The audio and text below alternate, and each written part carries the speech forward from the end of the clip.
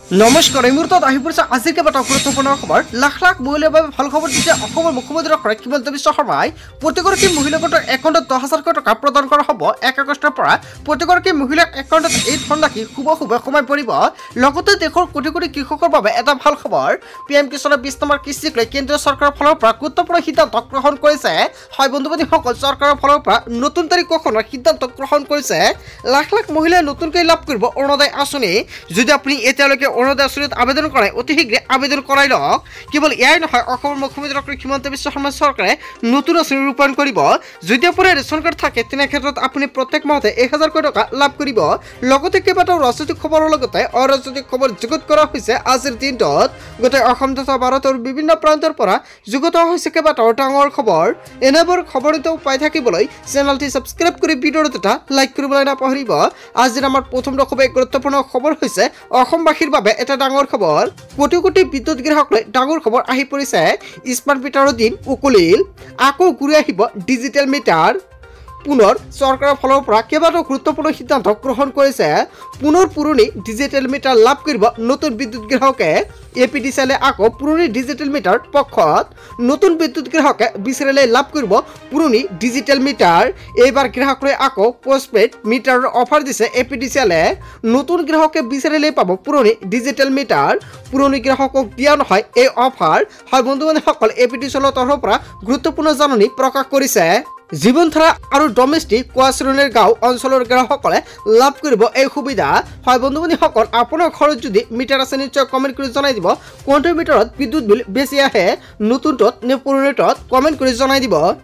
তাৰপিছত অসমবাসী ৰাজুক জনাইছে আমাৰ পৰৱৰ্তী খুবেই গুৰুত্বপূৰ্ণ খবৰ। লগতে ডাঙৰ খবৰ, উৎকট গৰমত নিহত কৰ্তব্যৰত আৰক্ষী জোৱান। হয় বন্ধু-বান্ধৱীসকল, আজি ভয়ংকৰ গৰমে দেখা দিছে। আপোনাৰ গাঁও বা অঞ্চলত বা জিলাত আজিৰ দিনটোত কিমান ডিগ্ৰী চেলচিয়াছ গৰমে হৈছে নিশ্চয় কমেণ্ট কৰি জনাই দিব।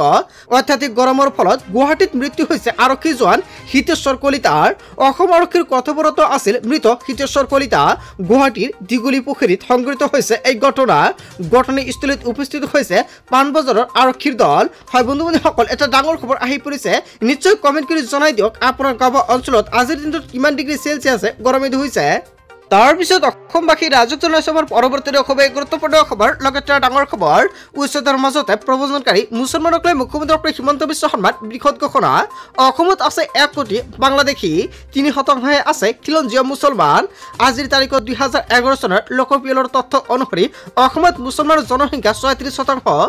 যদি খিলঞ্জীয়া মুছলমানে বাদ দিওঁ তেন্তে 31% হ'ব প্ৰব্ৰজনকাৰী মুছলমান।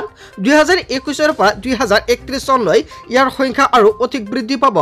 2041 চন পৰ্যন্ত অসমত প্ৰায় 50% হ'বলৈ গৈ আছে বাংলাদেশী প্ৰব্ৰজনকাৰীৰ সংখ্যা।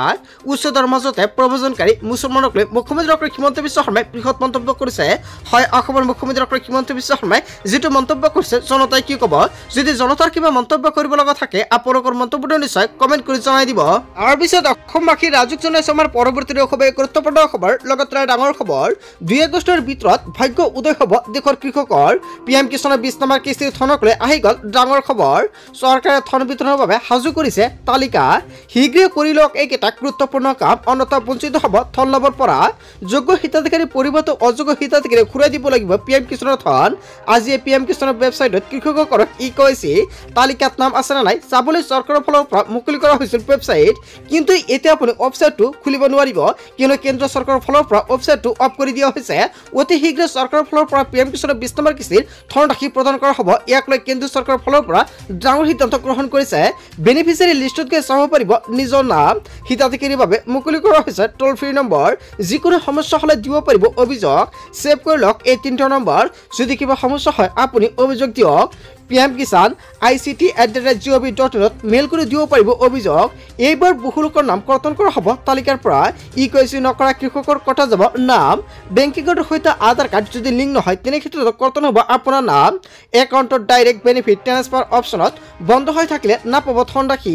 কৃষিভূমিৰ সঠিক আৰু শুদ্ধ তথ্য নথকা কৃষকে নাপাব ধনৰাশি। PM কিষাণৰ প্ৰতিজন হিতাধিকাৰীৰ বাবে গুৰুত্বপূৰ্ণ খবৰ আহি পৰিছে। আৰু আজিৰ ভিডিঅ' সকলোৱে বেছি বেছিকৈ শ্বেয়াৰ কৰি দিয়ক। লগতে অৰুণোদয় প্ৰতিজন হিতাধিকাৰীৰ বাবে এটা ভাল খবৰ যদি আপুনি অৰুণোদয় 3.0 প্ৰপত্ৰটো জমা দিছে তেনে ক্ষেত্ৰত অহা মাহৰ পৰা আপোনাৰ একাউণ্টত পোনপটীয়াকৈ 1250 টকাকৈ আপুনি লাভ কৰিব যদি কোনোৱে ভাবিছে নতুনকৈ আবেদন কৰিব নিশ্চয় কৰিব পাৰিব যেতিয়া চৰকাৰৰ ফালৰ পৰা ফাইনেল ডেটটো ঘোষণা কৰে জনাই দিম আজিৰ মূল ভিডিঅ'খনত আপোনালোকক এইখিনি সুৰক্ষিতমান ইনফৰমেশ্যন দিবলগীয়া আছিলে ভিডিঅ'টি ভাল লাগিলে লাইক কমেণ্ট শ্বেয়াৰ কৰিব সো থ্যাংক ইউ ফৰ ৱাচিং ফুল ভিডিঅ'